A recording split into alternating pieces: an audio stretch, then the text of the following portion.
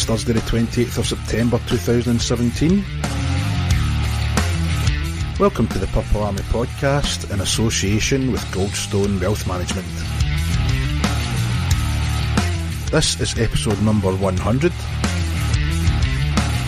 I am Ross McGregor,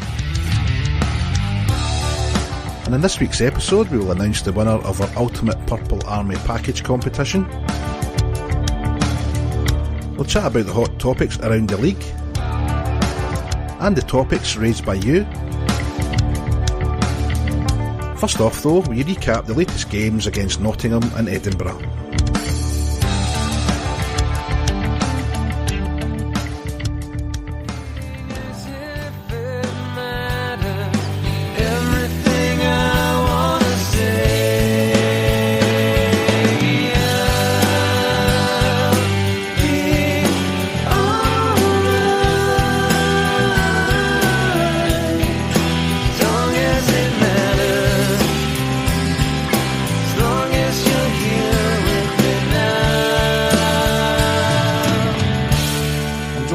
This our 100th programme by Graham. How are you, Graham? Graham Thompson. I'm doing fine, thank you, Ross. Doesn't feel like 100, does it? I think it's about my 93rd or 94th, but 100's not bad going, eh? Well, we didn't think it would last till 3. No, I know, and I'm sure there's some people who would wish it hadn't. But there's actually been slightly more. We're talking about 100 kind of podcast episodes. We had a few specials, which we never really counted. You think you done the Russian thing and all that. We never counted that as a proper podcast, and we had a few NHL things which we never really counted as a proper podcast. So, but this is our 100th episode, chatting about basically the Braehead Clan, the Elite League. Stephen, you've been there for day one as well. Tired yet? I was after last season a wee bit. It was a bit of a weekly downer, and. Contrary to popular belief, I prefer a daily downer, not a weekly downer. But it's 100 episodes. Can't believe it's been that long. In all honesty, it's a long time when you think about it. And I know what you're saying about last year when you're coming on and you're talking about the same thing, and you keep talking about hoping it's going to turn the corner, and it never really did. It's a grind doing it, isn't it? It's something that you don't always look forward to, but a lot of people, even now, are kind of on saying whenever we used to always come out on a Tuesday night or a Monday night, and like last week we missed that, and I think we were out on Wednesday, and there's people sending you messages saying when are you coming out, and it kind of gives you that spur to kind of keep going and keep doing them. Jennifer, you are the shining light for our 3 jaded bodies and voices here, aren't you? You try to be the voice of optimism. You came on the scene the middle of last year, was it? I can't remember. This weekend, I suppose, and last weekend are a microcosm of exactly what we're talking about. Obviously, we've had a couple of good results. Probably the result in Nottingham, a 5-3 win. I think I tweeted it at the time. It's only the 4th time I think we've beaten Nottingham in Nottingham, and I can't remember the figure now, but 7.5 years. This going into the 8th year.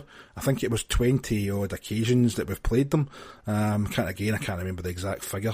And to do so with a team who is short-handed, who are kind of essentially, as we said last week, still in kind of pre-season mode, Graham. It was some result, and a shock result, I have to say.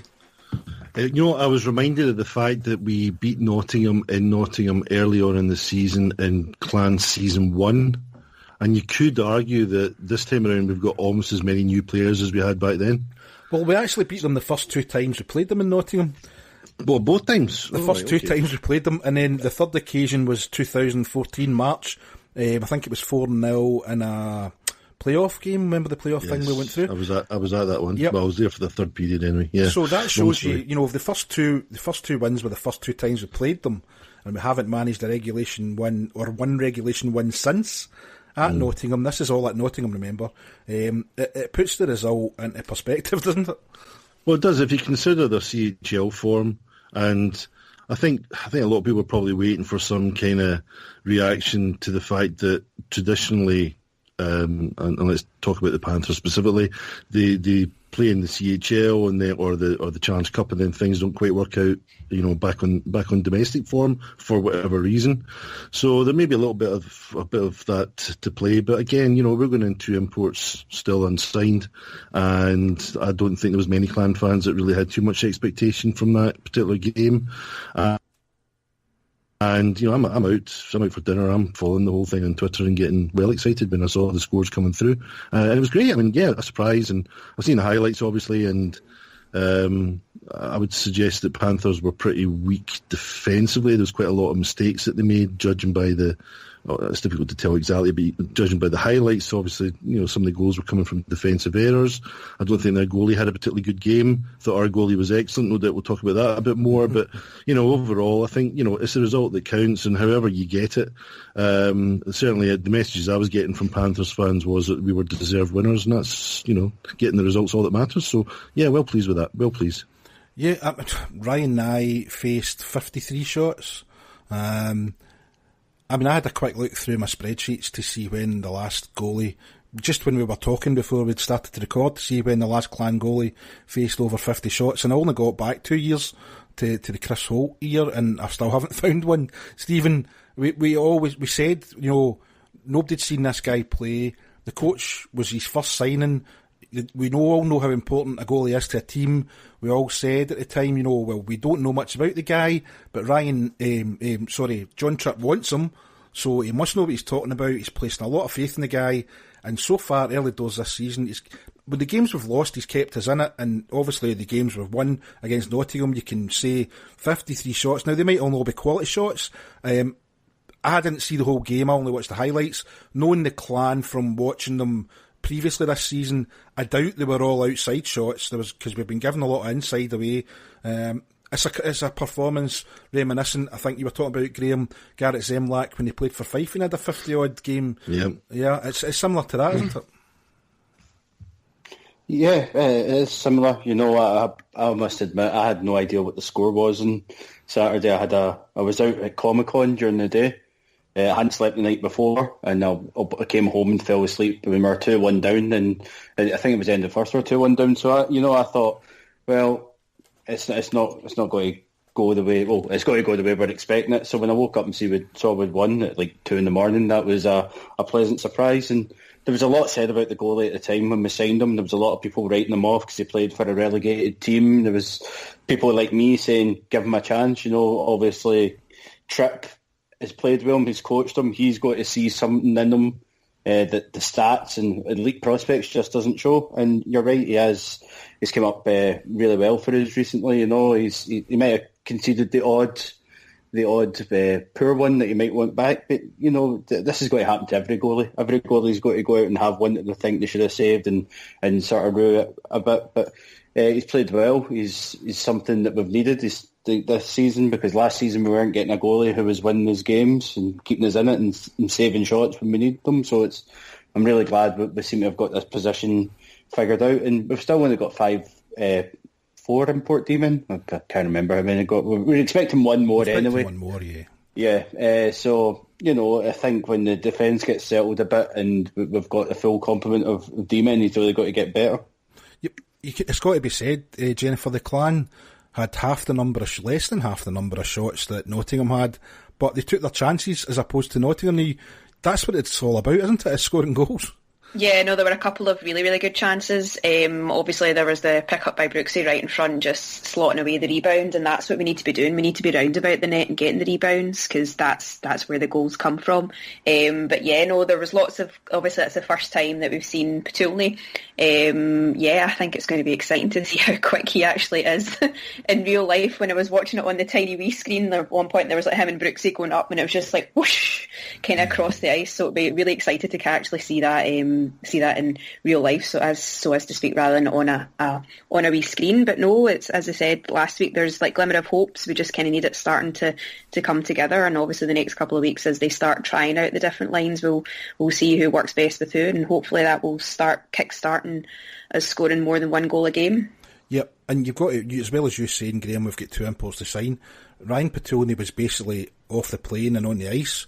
He for all that John Tripp was saying he likes to get them on ice, we are so short and so in need of the guys to play that I think he just decided to throw them in. You saw Ryan talking to Craig Anderson about that after the Edinburgh game, just saying it's been a whirlwind weekend. He got a point in each game, can't be bad for a start for somebody who's probably not game fit.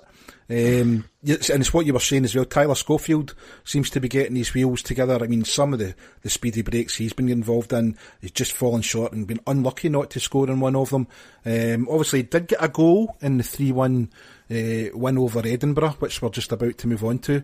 It was kind of like, it's one of these games, Graham, where you think we've done the kind of unexpected and we've done the hard work on a Saturday night. You've got all the trip back up from Nottingham on the bus.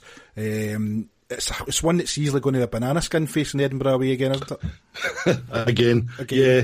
Edinburgh's been a banana skin for us often, and of course, they're not having a good run right now, and we didn't help them on Sunday night. But there's still this big question mark over whether or not this red revolution that Edinburgh's going to work. Early signs are perhaps not, but time will tell, and that may change. And Edinburgh, if they can usual story, if they can keep the players and the coach has a chance to develop things, then Edinburgh are still going to take points off any team. So yeah, potential banana skin for us, and yeah, from the high of beating Nottingham away, probably too easy for, and it's one of these subconscious things. Nobody's going to get complacent, but tiredness sets in, and it's Edinburgh. We've been training at Murrayfield, I think, some of the time, so it's familiar surroundings and maybe not quite the same age as going down to Nottingham. So the potential for an adverse result, and in fairness, we played well and we got the result against an Edinburgh team who still managed to make some chances.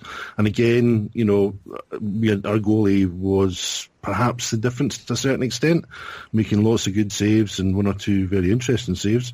And it was just, to get a 4-point weekend at any time is great. And at this stage of the season, after a fairly disappointing weekend previously, it was great. It's got everybody back thinking positive things about the team, and I'm sure Mr. Tripp's pretty happy about things as well. I was just going to say that to you, Stephen. I mean, after last weekend and coming away with absolutely zero, you were kind of hoping, looking on it, we might get 2 points in Edinburgh, but there was also a possibility that we could come away this weekend with nothing again, and that, even so early in the season, would have been some major pressure on not only John Tripp, but on the team, the management as a whole. Yeah, definitely. I think that 0 points again would have been unthinkable for the organisation as a whole. Obviously there's a lot of change about the team and the coaching staff and everything, and I don't think if there was 0 point weekend again, I don't know what Tripp would have done. I think he's not the sort of guy he'd maybe let the first weekend with 0 points slide, say okay, first proper league games, 2 away from home, we'll see what we can discuss and try and fix it, but I don't think it would have stood for another 0 point weekend, and there would have been a lot of pressure on them to get it right. And I think with the luxury of not too many fans expecting much in the Saturday game, Nottingham have played well in the CHL, they've been a bit stuttery in the league, but they were at home and you would have fancied them to take the points. I think the pressure of getting 2 points on Saturday it wouldn't have been as big a game on Sunday for the coach. He would have expected a win, but I don't think it would have been as much pressure on him to try and get everything sorted out. So glad we had a 4-point weekend. Wasn't expecting that, and it's really something to build on as we go into another difficult weekend on Saturday against Cardiff.